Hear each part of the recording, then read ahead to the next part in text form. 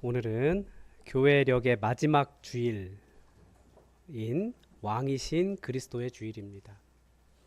교회력은 예수님의 탄생을 기대하는 대림절부터 시작을 합니다. 그러니까 다음 주부터 대림절 첫 주 시작하고 그렇게 예수님의 생애를 쭉 따라가다가 그리고 왕이신 그리스도를 선포하면서 1년을 마치도록 그렇게 되어 있습니다.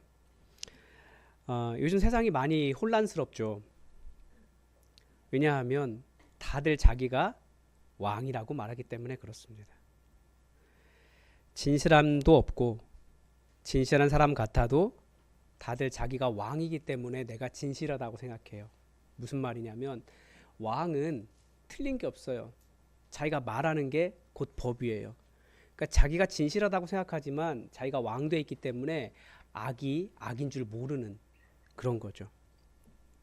그래서 자기가 왕인 사람들을 만나면 사실 굉장히 불안하고 무섭습니다. 뭘 그렇게 잘났는지, 다른 사람들 위에 군림하고 통치하고 함부로 말하고 평가하고 아주 무서운 거예요. 그런데 오늘 말씀 뭐라고 이야기하냐면 우리는 세상 나라가 사람들이 요동하고 권력과 제도가 흔들릴 때 우리에게 진짜 통치자가 계신다라는 것을 기억하라는 것입니다. 오늘 시편 46편은 하나님 통치의 그 흔들리지 않은 확실성을 선포하는 아주 대표적인 말씀입니다. 우리 하나님이 왕이시라는 거죠. 먼저 1절은 이렇게 설명합니다. 하나님은 우리의 피난처시요 힘이시니 환난 중에 만날 큰 도움이시라. 여기에는 두 가지 고백이 있습니다. 하나는 삶에는 환난이 있다라는 것입니다. 믿는 자라고 해서 환난이 없다라는 것이 아니에요. 하나님이 왕 되셨다고 해서 환난이 없다라는 것이 아니에요. 우리가 이 세상을 살아가면서 환난은 다 찾아온다라는 거죠. 그래서 우리가 신앙생활하면서 환난을 당할 때마다 그런 질문을 던지죠. 왜 이런 일이 나에게 있는가? 거기서 사실 던져야 될 질문은 왜 이런 일이 나에게 있는가? 하나님이 왕이시라는데 왜 나에게 있는가? 이걸 던져야 되는 것이 아니라 이런 상황 속에서 내가 누구를 의지할 것인가? 이 질문을 던져야 됩니다. 왕 되신 하나님은 환난 속에서 도움을 주시는 분이십니다. 왕의 통치는 근본적으로 백성을 지키는 보호와 그 필요한 것을 공급하시는 것입니다. 하나님은 멀리서 지켜보시는 분이 아니라 우리의 환난의 한복판으로 오셔서 우리를 붙들고 개입하시는 왕이십니다. 그래서 여러분, 우리에게 어떤 일이 어려움이 당할 때 그 환난에서 이럴 때 누구를 의지해야 하는가 이 질문을 던지며 하나님께로 나아가십시오. 그게 하나님의 통치 아래로 들어가는 삶이에요. 이 하나님의 개입을 우리는 예수님의 오심을 통해서 그 십자가 위에서 십자가의 죽으심을 통해서 우리는 알 수 있습니다. 예수님의 부르심을 받았던 갈릴리 사람들, 그 제자들은 사실 세상 왕처럼 사는 삶과는 거리가 먼 사람들이었습니다. 로마의 지배를 받았고 얼마 전까지만 해도 로마의 군인들에 의해서 많은 이웃들이 죽었고 그들의 삶은 짓밟혀 있었습니다. 종교 지도자들에 의해서도 그 지역은 선한 것이 날 수 없는 나쁜 지역이라고 그런 지역 비하의 대상이었습니다. 그래서 이들에게는 무엇인가 더 큰 꿈을 꾸고 무엇인가 새로운 일에 도전하고 그런 것은 불가능했어요. 그저 나의 일상을 그냥 밥이나 먹고 물고기 잡으면서 밥 먹고 살고 그렇게 살아가면 그냥 전부다 라고 살아가는 사람들이었죠. 더군다나 몸에 병까지 있고 직업도 천하다고 생각이 되면 더더욱 위축되는 것이 그들의 삶이었습니다. 그런데 바로 그 땅에 빛이 빛이었고 우리 주님께서 거기에 사역을 시작하셨습니다. 우리 하나님께서 그들의 땅에 개입하시기 시작하신 거죠. 하나님께서 개입하셨고 그들을 치유하셨고 세상은 그들을 버렸지만 예수님은 그들을 하나님의 자녀로 회복시키셨습니다. 왕이신 하나님의 자녀가 되도록 그 신분을 바꿔주셨습니다. 그래서 그들이 하나님을 만났고 거기에서 하나님의 교회가 시작된 것입니다. 이런 일이 가능한 이유는 세상의 왕들, 자신이 왕되어 다른 사람들 위해 군림하는 자들이 내 삶에 개입할 때는 빼앗아가고 착취하려는 것이지만 이런 세상의 왕과는 달리 우리 하나님은 보호하시고 힘이 되시고 살려주시고 꿈꿀 수 있게 하시고 새로운 일을 할 수 있게 하시고 도움을 주시는 분이시기 때문입니다. 그래서 시인은 이렇게 고백해요. 땅이 변하든 산이 흔들리든 바닷물이 넘실대든 우리는 두려워하지 아니하리로다. 세상 상황이 우리에게 주는 것은 무엇이냐면 실제 우리를 무너뜨릴 수 있는 것이 아니라 우리를 두렵게 하는 거예요. 우리는 그 두려움 때문에 무너져요. 그럴 때 말씀은 누구를 기억하라고 합니까? 그거 왕 아니다. 그가 너의 삶을 어떻게 흔들 수 있는 것이 아니다. 진정한 왕이신 여호와 하나님을 바라보아라. 이 이야기하는 것입니다. 여러분, 두려운 파도들이 다가올 수 있어요. 그러나 두려움은 내게 있는 거죠. 우리 하나님은 두려워하지 않으세요. 그래서 하나님을 바라보고 모든 환난 중에 만날 큰 도움이 우리 하나님이시라는 거예요. 또 하나 이 4절은 한 시내가 있어 성 곧 지존하신 이의 성소를 기쁘게 한다 이런 말씀을 합니다. 3절의 바닷물의 이미지와 대비가 되는 것입니다. 여러분, 바닷물과 한 시내가 어느 게 더 큽니까? 바닷물이 훨씬 크죠. 누가 더 강력합니까? 바다가 훨씬 커요. 훨씬 강력해요. 그런데 바닷물의 이미지가 무엇입니까? 이 죽이려고 오는 거예요. 성경에서 바닷물은 생명의 하나님을 대적하는 죽음의 세력을 의미합니다. 그래서 하나님의 지혜가 무엇이냐? 여러분, 저 큰 바다가, 저 강력한 바다가 이 해안선을 계속 넘어오려고 넘실넘실거려요. 그 파도 치는 게 나 해안선 넘어갈 거야. 그런데 못 넘어와요. 예. 그 죽음의 바다가 계속 넘어오려고 하는데 못 넘어가요. 그 경계를 정하신 것이 하나님의 지혜다. 성경을 이렇게 가르쳐 주거든요. 인간은 알 수 없어요. 그런데 하나님께서 그거 못 넘어오도록 지키고 계시는 거예요. 하나님께 손으로 딱 막고 계시는 거죠. 그런데 어느 날 이 거대한 파도가, 이 바닷물이 솟아나고 뛰놀면 어떤 일이 일어나겠습니까? 바닷물이 솟아났어요. 이게 뭐예요? 이게 쓰나미잖아요. 이게 솟아나고 이게 뛰어놀아요. 그러면 이 땅의 생명들이 다 그 물 안에 담겨 죽게 되는 거예요. 그러니까 거대하고 힘있어 보이지만 절대 그게 사람을 살리는 생명이 아니라는 거예요. 그러니까 세상의 군왕들이 하나님을 대적하여 일어나는데 그들의 교만이 바닷물처럼 다 죽일 것처럼 일어나지만 그들은 생명을 살리는 능력이 아니라는 거죠. 그래서 이 바다가 많은 생명을 삼키고 그 죽은 자를 돌려주지 않는 하나님을 대적하는 존재여서 요한계시록에서 하나님의 나라가 임할 때, 새로운 새하늘과 새 땅이 임할 때 마지막 날에는 바다도 죽은 자를 내어놓습니다. 강력한 사망 권세가 예수 그리스도의 생명의 권세 앞에 무너진다라는 것을 보여주는 거죠. 그런데 사람을 살리는 물은 무엇입니까? 그렇게 강력하고 모든 사람을 죽일 것처럼 달려드는 아주 무서운 존재가 아니라 한 시내라는 거예요. 졸졸졸 흐르는 시내. 여러분, 도시가 세워질 때 꼭 필요한 것이 물이죠. 인위적인 도시 아니고서는 대부분 다 어떤 큰 강을 중심으로 도시가 형성됩니다. 이 지역도 그렇잖아요. 서울도 그렇고요. 그런데 예루살렘에는 큰 강이 없습니다. 그런데도 거기가 살아남고 있어요. 그래서 고대 전쟁에서 성에 물이 끊기면 그 도시가 버티지 못하고 무너지잖아요. 근데 예루살렘에는 실제로 큰 강이 없었다고요. 그럼에도 말합니다. 성경은 도시 중심에 시내가 흐른다. 실제로 예루살렘은 기온샘이라는 곳에서 수로를 만들어서 물이 솟아오르게 했습니다. 이렇게 쭉 내려와서, 굉장히 먼 거리를 내려와서, 거대한 물이 아니라, 거대한 바닷물과 같은 강력한 것이 생명을 주고 살리는 것이 아니라 그 도시로 연결된 작은 수로가 그 도시의 생명줄이었던 거예요. 마찬가지로 사람들은 하나님을 볼 때, 하나님 왜 내 삶에 강력하게 역사해 주지 않으십니까? 하나님이 조금 더 강력하게 우리의 대적들을 무찌르시고 정말 놀라운 역사를 일으켜 주시기를 우리는 바라요. 그런데 하나님 그렇게 역사해 주지 않으세요. 내 안에 잔잔히 은혜의 샘물이 흐르게 하세요. 그런데 그것 때문에 우리는 살게 된다라는 거예요. 그게 뭡니까? 하나님의 임재예요. 하나님의 임재가 있는 도시는 이렇게 됩니다. 하나님이 그 성 중에 계심에 성이 흔들리지 아니할 것이라. 그러니까 흔들리지 않는 비결은 어떤 강력한 환경이 아니라 하나님이 함께 하심입니다. 성경의 최종적인 약속은 무엇이냐? 내가 너와 함께 하리라. 네가 불 가운데 지날 때에도, 네가 물 가운데 지날 때에도 내가 너와 함께 하리라. 이것이 하나님의 약속이에요. 그래서 우리는 흔들리지 않는 거예요.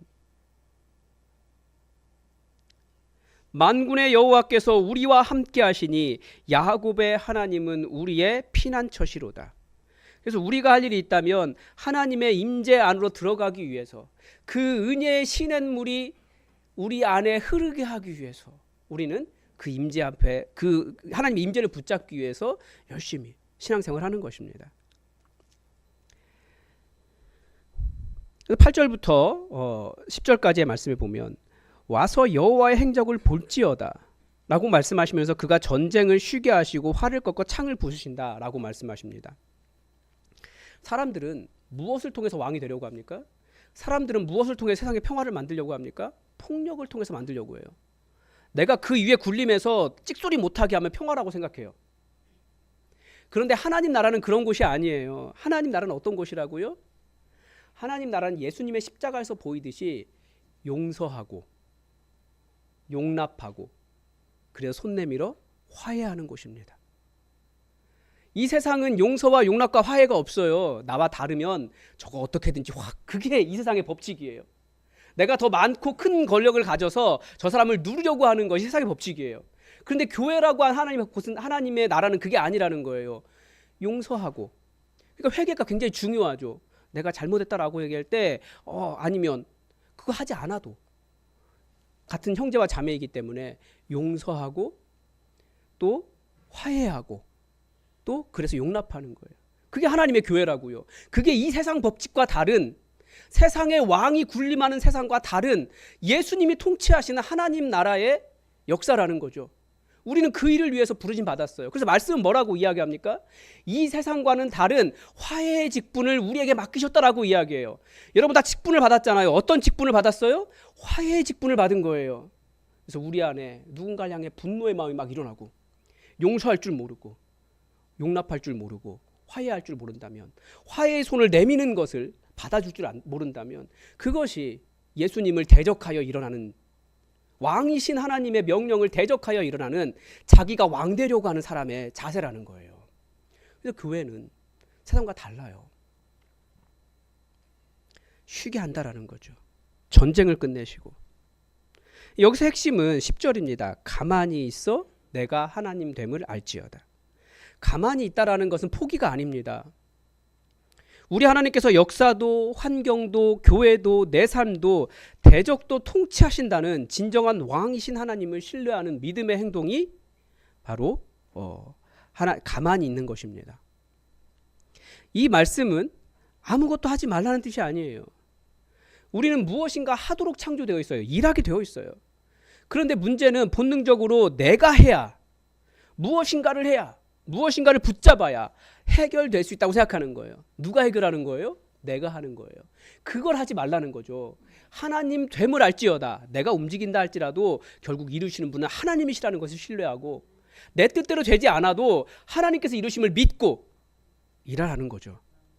내 지혜, 내 계획, 내 힘, 내 능력이 더 나은 것 같아 보일 때 때로는 멈추고 하나님을 신뢰하며 멈추고 하나님 행하실 일을 기다리는 것도, 그게 하나님의 하나님을 인정하는, 하나님 되심을 인정하는 것입니다.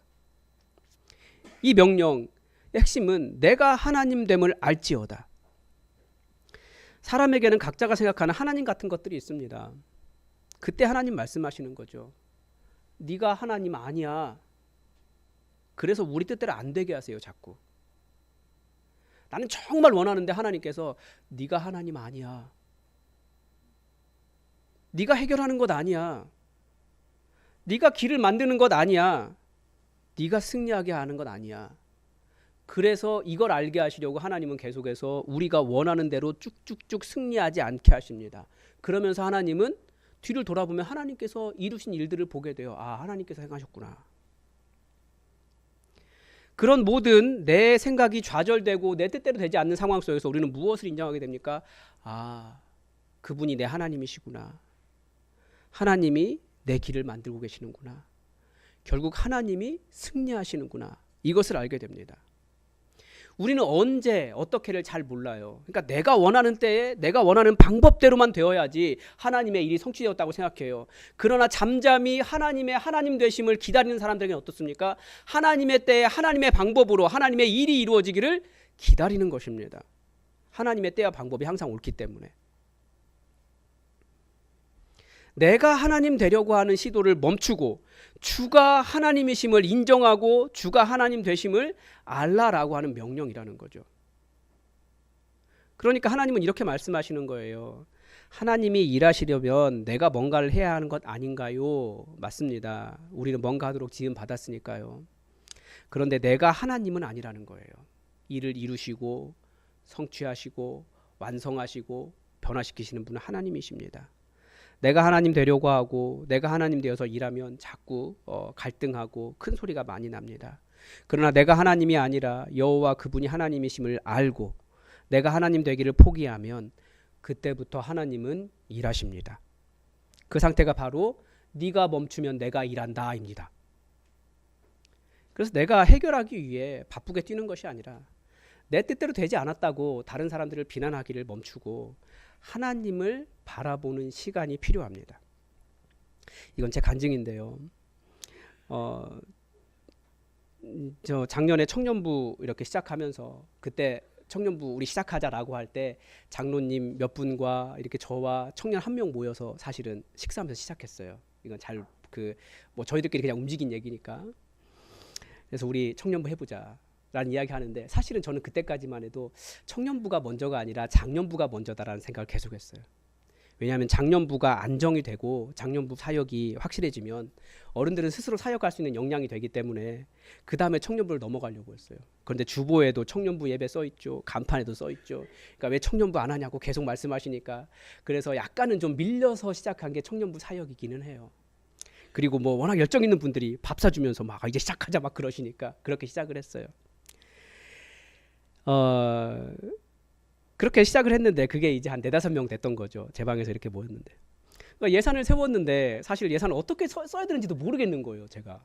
왜냐하면 처음에 예산을 제출할 때부터 세울 때부터 이런 일 하겠습니다라고 세웠기 때문에 저는 그런 일을 해야만 돈을 쓸 수 있는 줄 알았어요. 제가 잘 몰랐던 거죠. 그러니까 이제 제 돈 막 쓰면서 사역하고 있었어요. 그래서 그때 제가 한 일이 뭐냐면 그리고 교대를 나가봐야 교대 아이들은 월, 화, 수, 목만 학교를 다닙니다. 그리고 금요일은 전부 다 집으로 돌아가요. 이 지역에 있는 친구들이 별로 없어서. 그러니까 4일 동안 수업을 다 들어야 되니까 평소에 학교에 없어요. 애들이 다 수업 듣고 있어요. 저녁에는 또 다 바쁘고. 교대를 나가도 아이들을 만날 수도 없고 청년들을 만날 수도 없고 동아리 만드는 일도 이렇게 신청을 했는데 기존 기독교 동아리 애들이 반대해가지고 못 들어갔어요. 그러니까 모두가 다 안 된 거죠. 계속 안 됐어요. 제가 할 수 있는 일이 무엇이었을까요? 그때 수요기도에서 계속해서 설교했던 것이 기도에 관한 설교였습니다. 제가 기도에 관한 설교를 준비하다가 어떤 목사님이 쓰신 글에 그렇게 돼 있었어요. 하루에 1시간을 기도하면 자기를 이기고 하루에 2시간을 기도하면 교회를 이기고. 왜 목사가 교회를 이겨야 되는지 모르겠어요. 네. 그 다음에 3시간씩 기도하면 일상이 기적이 된다. 이렇게 써 있더라고요. 제가 그걸 설교하고 저도 3시간씩 기도해보자 라고 해서 그때부터 어쨌든 하루에 1시간은 꾸준히 기도했어요. 근데 그 이후로 이제 쓰러져가지고 못한 거죠. 1년 동안. 그런데 그때부터 정말 신비한 일이 일어나기 시작했어요. 기도만 했는데 청년들이 오기 시작하는 거예요. 네. 우리 VIP 보내달라고 해서 우리 기도했는데 우리 정지정제도 여기 와 있어요 지금. 우리 그냥 기도만 했어요. 보내달라고. 청년들이 오기 시작하는 거예요. 예전에 나 하나님 안 믿는다고 말하던 친구들이 교회 오기 시작하는 거예요. 그리고 더 신비한 거 이게 돈에 관한 이야기인데 제 돈 쓰고 있었는데 저 많이 쓴 건 아니에요. 조금 썼는데 사역비를 후원하시는 분이 생기기 시작했어요. 그것도 은퇴하신 권사님이 처음부터 시작하셨어요. 남편 장로님하고 상의도 안 하고 내가 그냥 매달 하겠다고. 이제 와서 얘기하시더라고요. 장로님 모르셨다고. 그러면서 이렇게 점점 후원자가 생기고 영수증 신경 쓰지 말고 마음껏 사용을 하고. 그래서 아이들 만나서 계속 먹고 그러면서 그리고 점점 매달마다 회식을 시켜주는 어른들이 생기기 시작했어요. 제가 뭔가 한 게 아니에요. 내가 어떻게 할 줄 몰라서 할 수 없어서 하나님을 바라보고 하나님의 하나님 되심을 드러내달라고 했는데 하나님께서 계속해서 공급해 주시고 계속해서 보내주시고 부흥케 하신 거예요. 제가 하려고 했으면 못했어요. 그리고 우리 장로님들, 권사님들, 집사님들 얼마나 열심히 기도해 주셨는지 몰라요. 우리가 잠잠히 있어서 그가 하나님 됨을 알지어다 그 일을 이뤘던 것입니다. 내가 가만히 주님을 바라볼 때 그분이 하나님이심을 우리에게 깨닫도록 우리에게 역사해 주십니다. 내가 더 싸우기보다 하나님께 맡길 때, 내가 해결하기보다 하나님을 인정할 때, 내가 불안해하기보다 하나님을 높일 때 하나님은 왕으로서 일하십니다. 왕이신 그리스도의 주일은 바로 그것을 고백하는 절기입니다. 세상 권력은 바뀌어도, 세상 질서는 흔들려도 예수 그리스도의 통치는 영원하다. 내가 왕이 되어서 무엇인가 결과를 만들려 할지라도 진짜 왕은 여호와 하나님이시다. 그분이 일하신다. 경제가 흔들려도, 건강이 흔들려도, 관계가 흔들려도 예수 그리스도는 오늘도 왕이시다. 그 왕이 우리 가운데 계시기 때문에 우리는 두려워하지 않습니다. 그 왕이 우리 가운데 계시기 때문에 우리는 흔들리지 않습니다. 그 왕이 우리 가운데 계시기 때문에 우리는 무너지지 않습니다. 그 왕이 우리 가운데 계시기 때문에 우리는 꿈꿀 수 없는 미래를 걸어갈 수 있습니다. 왕이신 주 예수 그리스도의 이름으로 선포합니다. 하나님이 여러분의 가정과 삶의 피난처이십니다. 하나님이 여러분의 마음과 길에 시내 같은 은혜를 흘려보내십니다. 하나님이 여러분 앞에서 싸우시며 여러분의 불안과 전쟁을 끝내십니다. 어떤 상황 속에서도 흔들리지 않는 여러분은 하나님 나라에 속한 백성입니다. 우리의 왕이 여호와 하나님이십니다. 여러분, 항상 내 앞에 왕이 계시다라는 것을 믿음으로 선포하십시오. 그리고 그분을 바라보십시오. 정말 길게 깊게 그 하나님이 나의 왕 되심을 선포하십시오. 그분이 여러분의 삶을 다스리실 것입니다. 오늘 우리가 성찬식을 함께 하려고 하는데요. 성찬을 함께 하는 이유는 예수님께서 온 세상 만물 위에 왕으로 오시는 날이 있다라고 가르쳐 줍니다. 그 왕이 되신 이유는 우리 주님이 십자가에서 죽으셔서 모든 만물에게 생명을 주시는 분이시기 때문에 그렇습니다. 그래서 우리가 오늘 성찬에 참여하면서 주님의 그 죽으심이, 예수님의 죽으심이 내 안에 들어와 나를 다스리시고 나의 왕 되시고 나아가 우리를 통해 하나님의 왕 되심을 이 온 세상 가운데 드러내달라고, 그런 마음으로 우리 함께 성찬에 참여할 수 있기를 바랍니다.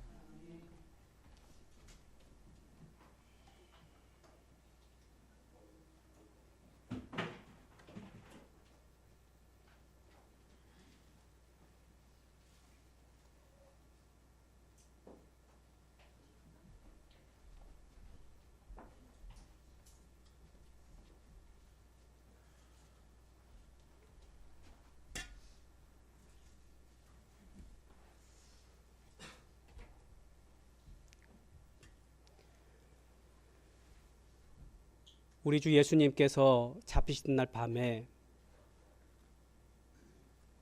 떡을 나누시고 제자들에게 주시며 말씀하셨습니다.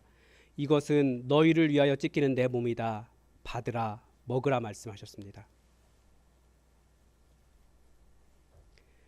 그리고 또 식후에 잔을 가져